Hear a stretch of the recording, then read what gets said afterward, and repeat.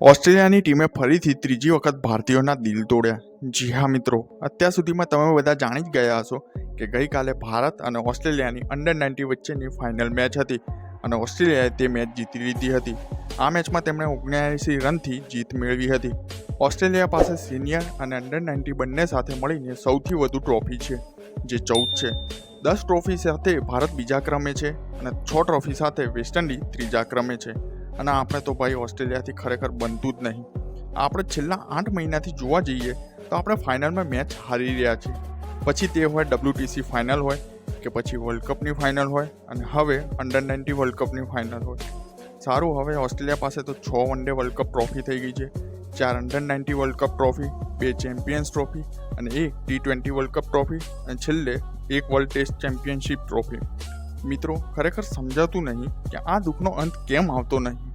તમારા આના વિશે કંઈ કહેવું હોય તો કોમેન્ટ્સમાં જરૂર જણાવશો.